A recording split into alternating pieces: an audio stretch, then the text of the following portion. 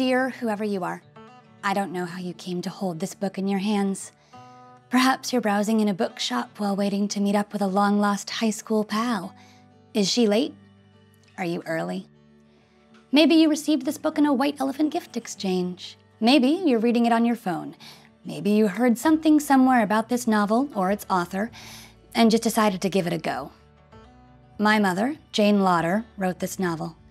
Shortly after she completed it, she left this particular plane of existence. And since the Bette Davis Club is being republished posthumously, I have been tasked with introducing it.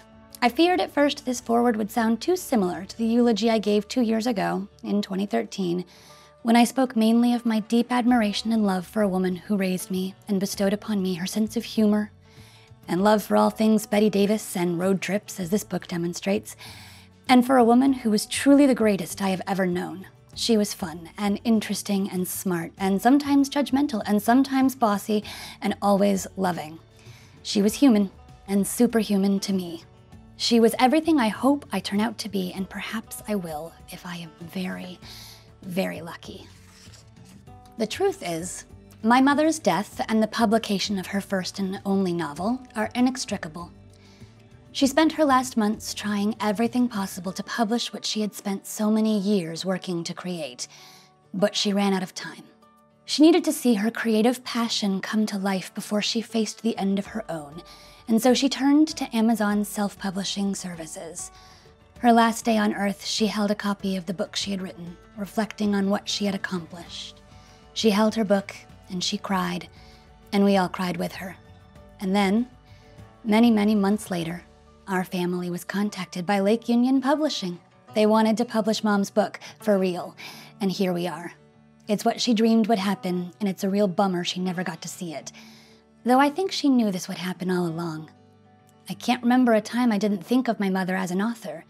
She wrote, and she read, and she took care of my brother and me. She read to us, and she proofread our homework, and she made us memorize our spelling words, and she made sure we could relate to Dickens and Twain and Shakespeare and Ephron and Capra and Hitchcock, all those whom she considered so singularly excellent at the craft of storytelling. Mom loved a good zinger, loved a good turn, and she loved a good story. And she watched a lot of classic movies. And she made us, and any of our school friends who happened to be over on a Friday night, watch a lot of classic movies too. My mother loved watching classic movies the way some mothers love trying a new recipe. For us, dinner was always a variation on 4 different types of pasta, but we were served an endless array of Cary Grant and Katharine Hepburn and Bob Hope and, of course, Bette Davis. This book isn't about Davis, but in a way, Bette Davis is the reason it exists. My mother treated writing like something that had to be done. She loved it. It was for fun and for her soul, and it was something completely her own. And now she has a chance to share it with the world. With you, dear reader.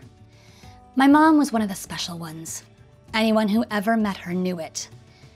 And now you'll get to meet her too. I hope you enjoy the ride.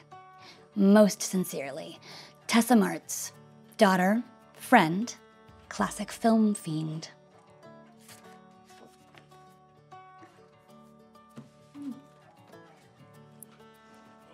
Thanks.